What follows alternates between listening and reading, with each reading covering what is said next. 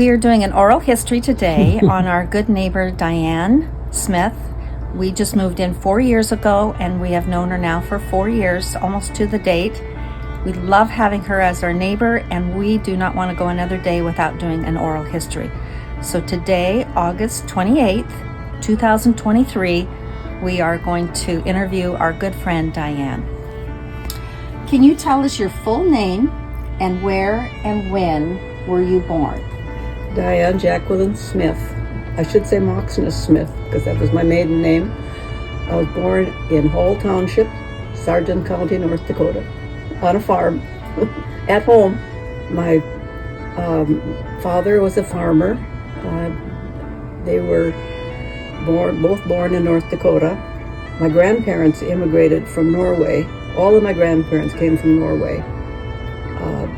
Both my mother and father are gone. They died, my father in 1980, my mother in 1995, I think it was. But they were farmers. Mm-hmm. There were 6 children in our family, so it was a very active household.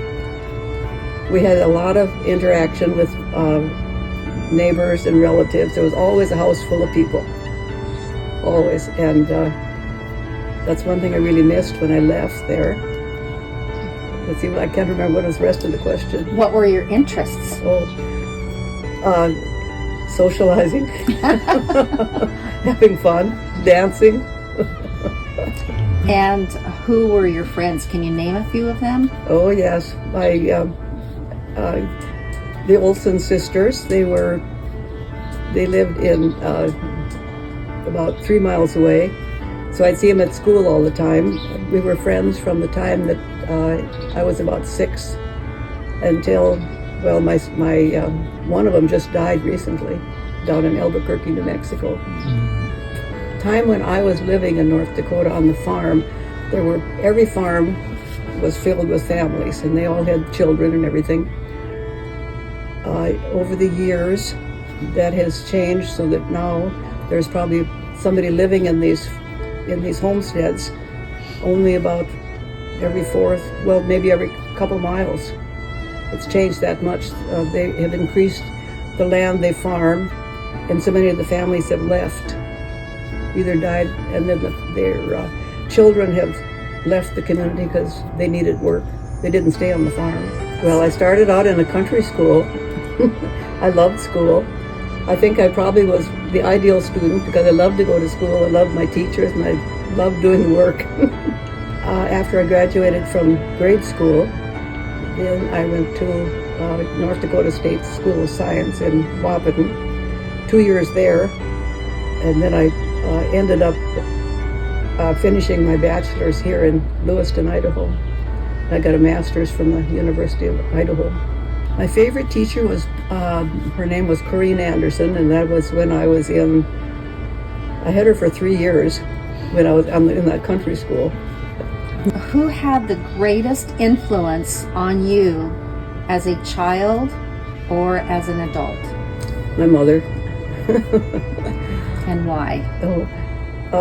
I don't know, it's just the way that she acted and what her expectations, and I can remember all through high school and beyond, if I was always ever tempted to do something that I shouldn't do, I always thought, well, Mom wouldn't want me to do this. And that's all it took. Yep. Tell us about your spouse and your long life marriage. Yeah, we were married for 62 years. Yeah. We met at the State School of Science. I remember I was in the ladies' room up on the 2nd floor, and I looked out the window, and here was these 2 young guys that I'd gone to school with going by, and then Jim was there too, and he was smiling up at me, and I was smiling down. And he had the most beautiful teeth. But anyway, we were married after about 2 years of courting, and we lived in Reno, in Seattle, and then we came to Lewiston, Idaho, and we were here from 1975 and on.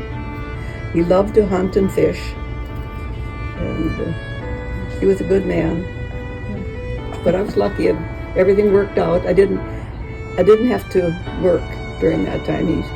He managed to earn the money, and I took care of the family. So Work outside the house. yeah, I didn't have to work outside the house. There's Ross, and he was born in 1962, and then Michonne and Rochelle, who were born in 1964. They're the twins, girls. That was kind of funny. It's kind of a funny story with the girls there. When I was about 4 months along, the doctor told me that, he said I was too big. He said, you're either farther along or you're going to have more than one baby. Oh, that's kind of, a surprise. Well, then when I was 6.5 months along, he said, oh, no, you're not going to have twins. You're just farther along than you think. Well, then when I was about 8 months along, I think it was 8 months, I went in, and then he says, oh my goodness, we got to get an x-ray because they didn't have ultrasound then. I'm feeling too many parts. And I remember thinking to myself, oh, I can't have twins. I can't have more than one. Ross is only going to be 16 months old when they're born. Well, then it occurred to me that if I don't have twins, I'm going to have this baby with too many parts. So I was saying, oh my God, it's got to be twins. It's got to be twins. I know you've heard that story before. Great story. I love that. What would you say are the greatest challenges that you have ever faced in your life? Try to be keeping up with my kids. Back to the three children all at once. Yeah, that was probably it there, because like I say, I was alone an awful lot of the time because Jim was working out of town. He was working down along the Columbia. He'd be gone for 10 days, and then he'd come back into town for 4 days. And so I had to pretty much take care of everything there, so by myself. So when I was growing up, I took piano lessons. I didn't get to practice as much as I wanted to because my father wanted to keep it a little more quiet. But anyway, my older brother, he played the trombone, and I played the clarinet in high school, and we would be playing together as duets, making lots of noise in the house too. I was a cheerleader. The girls didn't have access to basketball and all of those kind of sports, so in our community when I was growing up. So I have 5 siblings. My older sister, she died when she was about 57 from cancer. And then my older brother, I was very close to him, and he drowned over in Hawaii when he was about 47. That was really a hard time for the family, a terrible thing to go through. And then I'm the third one, and then I have a younger sister who lives in Detroit Lakes, Minnesota, and then a younger brother who lives on the farm. He does the farming. And also I had another brother in Minneapolis. I can remember during World War II, I can remember seeing the headlines on the newspaper, Patton doing this or Patton doing that, and it seemed like it took up half the page of the newspaper putting his name on there. Yeah. But other than that, I don't really remember. I remember during World War II, we couldn't get candy, couldn't get sugar, and that was a big deal. And my mother would make fatimans, which took very little sugar. What were they made out of to make them sweet? Flour and salt and I don't know. Maybe honey? They didn't have much flavor, but we liked them. They were fried in probably in lard. So. Can you tell us, how did your family celebrate holidays? Any favorite memories? Large family gatherings, very large. On the 4th of July, when the family would all be there, we'd have maybe 45 people there on the farm. We'd have a baseball team, 2 sides, and we'd even have spectators. Oh, that's amazing. Oh, so that baseball was one of your favorite memories with your family. Oh, yes. And then, of course, now after I left home and Christmas and the holidays are a big word, especially it used to be really big when, grandchildren, everybody would come. We'd have maybe 10 people, 11 people here at the house for several days on holidays. So. How has the world changed since you were young? Oh my, that's a very broad question. And I would say the main thing is TV and the internet and air travel. My goodness, there's no comparison. I love Neil Diamond, and I also love the semi-classics. I love Joshua Bell, who plays the violin, and I've got this one CD of his from Ladies in Lavender. I just love to play that. You probably hear it sometime. I play my music rather loud sometimes. How would you describe your personality? I would say probably kind of level-headed. I don't get angry very often, but when I do get angry, I get very angry. But thankfully, it's seldom. So, can you tell us who is the earliest ancestor that you know about? That would be my grandparents that came over from Norway, and three of them were alive that I interacted with. The other one was in an accident when he was probably around 50 years old. He died in that accident, but they were there in the community. My mother's father, he would come and live with us during the winter time when it was warmer in our house than it was in his. So come and stay there, and I think he spoiled me a lot. He would hold me a lot. They said I was very spoiled when I was a little kid. So we had this a camper, one of these tent campers we were pulling. Jim had picked that up, and I drove it from Seattle down to Pasco and picked him up.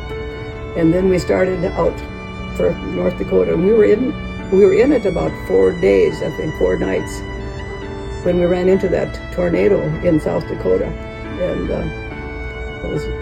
our kids had been playing in the barn.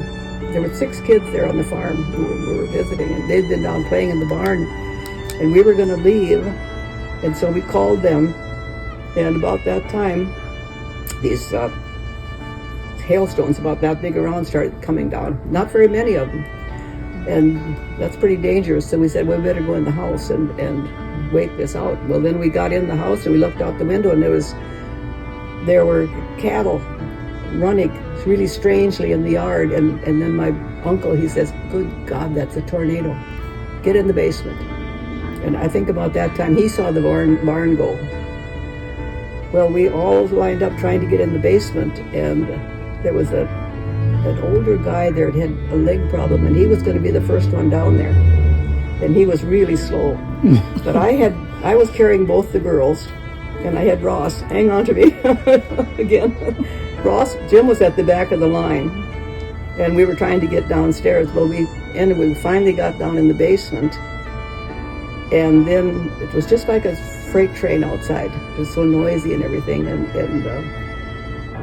the kids, my cousin with her kids, and then me with my 3, we got in this area with concrete, and then the kids got scared and they started to scream, and it was really something. All 6 kids in there screaming in this little tiny space. It took all the buildings on 3 farms and left the houses.